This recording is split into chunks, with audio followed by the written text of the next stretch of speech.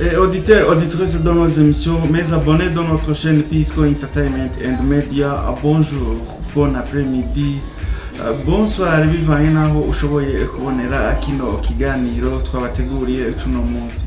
Psychologue nkuko byamanije ndabatunganiriza ibiganiro bica kuri runo rubuga rwacu rwa YouTube Pisco Entertainment and Media. Akaba ari na jewe nabibashikiriza. Rero muti uyu munsi waduteguriye ikiganiro kivuga kuki. Jewe ndabategurira ibiganiro bitandukanye, aho dukora ibiganiro tugakora ama comments, tugakora ama commentaire ku bintu biriko biravugwa mu gihugu canke hanze y'igihugu, kwisi yose muri rusange. Rero uyu munsi nza kugaruka ku bantu baba promoter canke baba influencer, abantu na cyane bakoresha zino mbuga za Facebook page, bakoresha Instagram canke bakoresha YouTube, ugadusanga bariko baravuga ivyo bishakiye. Nikiganiro rero nashoboye kubategurira bivanye nikiganiro cakozwe numu promoter yitwa Rundi promoter wo mu Burundi, yakoranye n'umuririmvyi B-Face Boniface gira kwishaka ngira ngo muramuzi. Ikiganiro bakoranye ariko arasigura ukuntu byagenze. Rero nkaca ngaruka nyene no kuri Rundi ikosa yakoze muri ico kiganiro kugira ngo ico kiganiro kivugishe abantu benshi cyane. Rero ukaba uri mushasha utari bwabonera no rubuga rwacu rwa YouTube Pisco Entertainment and Media, urahawe ikaze mu kugira subscribe, urahawe ikaze mu muryango wagutse mu bwami bwa Pisco Entertainment and Media. Ugire subscribe uzobuhejeje, ntuzosubira kugira subscribe, gira na like kugira ngo uzohore ubona ibiganiro biciye kuri runo rubuga rwacu, ugire na partage kugira ngo kino kiganiro gishikire abanyarwanda batahuye ico kiganiro nabi, ico kiganiro ca B-Face na Rundi promoter, nabo bavyumve yuko B-Face akosa yagize. Reka rero tumira amate gatoya turaje tubabwire mu idonindo ya kino kiganiro ukuntu ikiganiro ca Rundi promoter na B-Face cagenze, ama tugaruke no kuba koresha izi mbuga ngurukana bumenyi bo mu gihugu c'u Rwanda, ukuntu nabo bashoboye kugira reaction bumvise amajambo amwe bibaza ko yavugiwe muri ico kiganiro cha Rundi promoter na B-Face on the floor.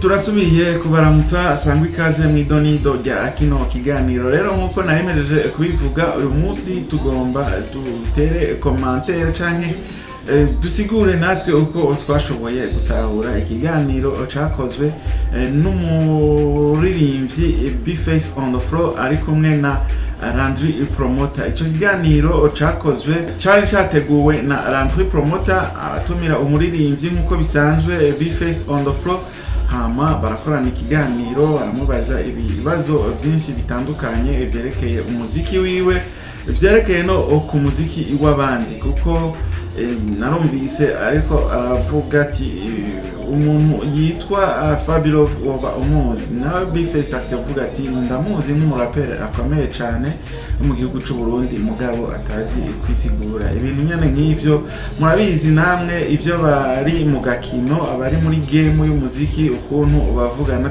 cyane abarapper, abafise abakora imidiho ya hip hop barafise izindi mvugo zabo, kandi udasanzwe uri ino mu gakino tari muri game ntushobora kumenya imvugo z'aba artiste cyane imvugo za baririmvyi. Yaramubajije ati Dramati uramuzi?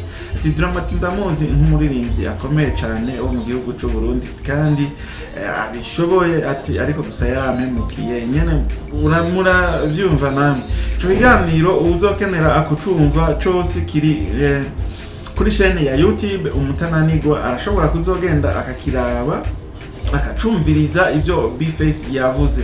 Rero Rundi promoter nk'umu promoter yaramubajije ibibazo mumenyesha makuru hanyuma B-Face nawe arashobora kwishura ibibazo byinshi bitandukanye. Aragera no ku kibazo aramubaza ati B-Face, wewe ko ukunda kuvuga nk'umuntu yoba agwana, ati uraherutse kugwana?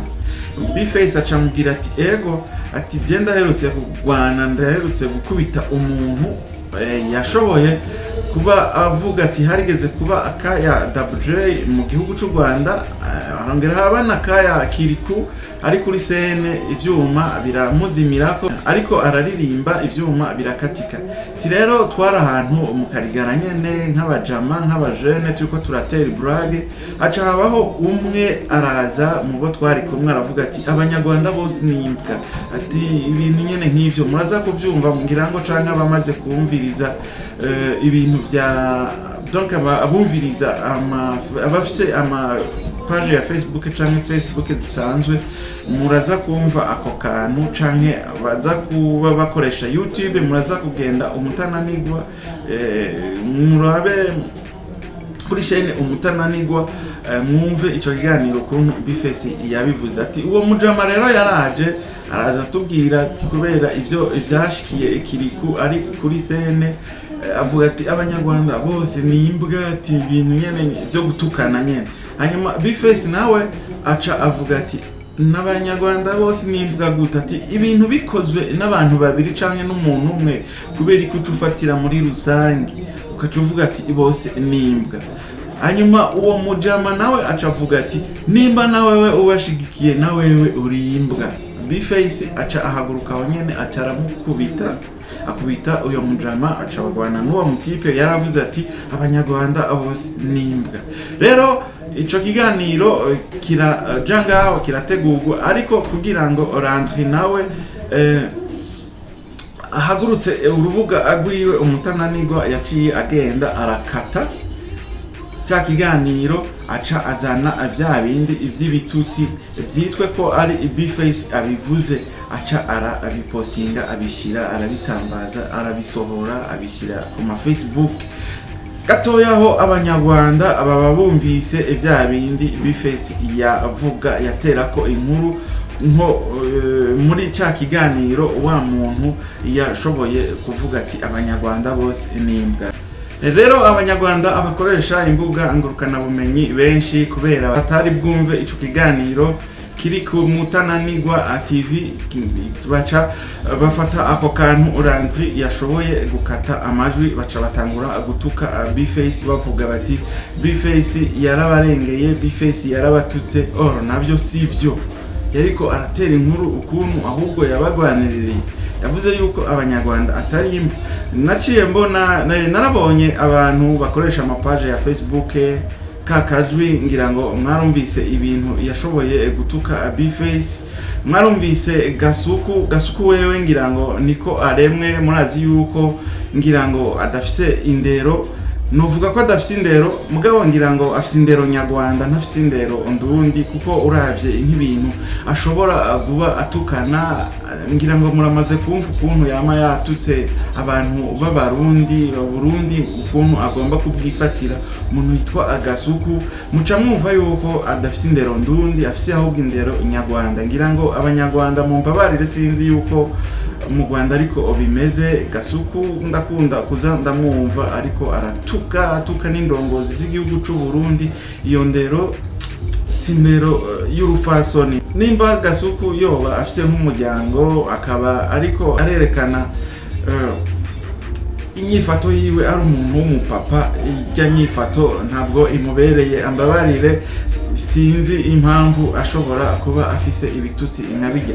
Hariho n'izindi mbuga rero nashoboye kubona bashobora kugira reaction, bagira ama reaction akomeye cyane bavuga bati B-Face yarabatutse. Ariko ugiye kumvira ikiganiro ukuntu B-Face yariko arasigura ukuntu yashoboye kugwana n'umuntu yariko aratuka abanyarwanda avuga ko ari imbwa, ucubona yuko B-Face atakosa na rimwe afise, ahubwo ikosa rifise ujya yashoboye gukata ajya amajwi akaca abishira mu yindi essence. Rero abanyarwanda muriko muratwumva, abarundi muriko muratwumva, B-Face si mubi, B-Face yarashoboye gusigura ukuntu byagenze kandi ugiye kubyumva urashobora no kumva neza na neza. JB nararetse kubwira ico ndabivuze ko kugira ngo mbanze numvirize ico kiganiro neza kuko nari nabonye yuko B-Face yabaye umutumire mu kiganiro ca Rundi promoter, ariko rero nabanje ndumviriza neza ncanda tora inyishu. Narabonye n'aba promoter b'abarundi, abantu bakoresha imbuga ngurukana bumenyi ba Edison Ndayahoze, ivyo bashoboye gupostinga kuri Facebook page. Narabonye abaririmvyi nk'aba Adric Akim ivyo bashoboye kwandika, ariko ngira ngo ntibari bumvirije ikiganiro ca Rundi promoter kugira ngo bashoke bagira ico babivuze ko. Rero abanyarwanda barundi mutashoboye gutahura bijya ntabwo vyagizwe na B-Face, vyagizwe n'uwashoboye gufata kijya kiganiro, uwakoze kijya kiganiro. Rero ntimuze mujane inyabahururu mugende mfe kubivuga uko umuvyumva, kandi ikiganiro umutumvise neza na neza, mutumvise resource y'ico kintu iyo cazananye. Rero nivyo nashatse ko no ganira ko namwe gato, ariko rero muze mwigenga ubuntu, abarundi n'abanyarwanda aturi bamwe, ushima abarundi n'abanyarwanda aturi bamwe. Iyo umuntu ari ntore agize n'akantu gatoya akadekona, ako kantu karasumba hit gusumba bya bindi byari vyingira akamaro, kuko ugiye kuraba muri kiya kiganiro kajya kantu niko kari gato, nabwo Rundi yagiye agakata kantu kari gatoya. Rero Rundi promoter oya, ibyo bintu rero sivyo. Abantu benshi bazokwima ibiganiro bivanye n'ukuntu ushaka hit. Wewe hit izina urarifise, nabwo byashitse bakakwiba imbuga zawe za YouTube, pole sana, birababaje. Kwandika izina weduga buke bukubikore nkuko wahora ubikora. Akezi Dani niwe numvise mu kiganiro yakoze yari avuga yuko wewe wari umupromoter mwiza, mugabo uyu munsi bitera bikunanira. None biriko bikunanira kubera iki? Bikore nkuko wahora ubikora kera. Ukegenda kuvumbura kwa kundi nyene, canke ni management wagiyemo yaguhinduye.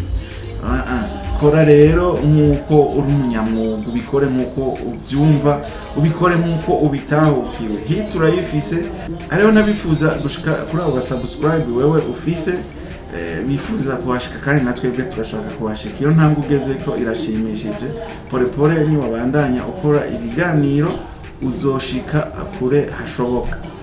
Rero ikiganiro canje reka ndagarukirize ngaha, naho gutaha mu kindi kiganiro psikologe nje neko ndabashikiriza kino kiganiro nagerageje gusigura kuri ijya video bashoboye kubona iriko iratembera. Ijya ntabwo ari B-Face yabivuze, B-Face yariko arasigura ukuntu yagwanye n'umuntu ariko aratuka abanyarwanda, avuga yuko abanyarwanda bose ari imbwa. Rero namujanye nyabahururu, B-Face si umuntu mubi, B-Face n'umuririmbyi wacu dukunda wo mu karere kandi avyifatamwo neza, n'umuntu w'ijambo ryinshi cyane. Uwagize amakosa nujya yagiye gukata ajya amajwi atabahaye histoire yose, kandi namwe imbere yuko muvuga ku kintu il faut que mubanza amukumviriza resource y'ico kintu iyo vyazananye. Rero ukaba utari bwagire subscribe, usabwe kugira subscribe kuri runo rubuga rwacu rwa YouTube Pisco Entertainment and Media, kugira ngo ushike mu bwami bwa Pisco Entertainment and Media, ushike mu muryango wagutse. Urasabwe no kugira like kugira ngo uzobone ibiganiro bica kuri runo rubuga, gire na partage kugira ngo ikiganiro gishikira abanyarwanda benshi bashoboka, n'abarundi benshi cyangwa bumva runo rurimi bumve yuko B-Face atigeze atuka umunyarwanda, B-Face atigeze atukana kandi atari navyo vyiwe. Rero murazana kugira comment mutubwire namwe ukuntu mwatahuye kijya kiganiro. Imana ibahezagire naho gutaha mu kindi kiganiro. Thank you.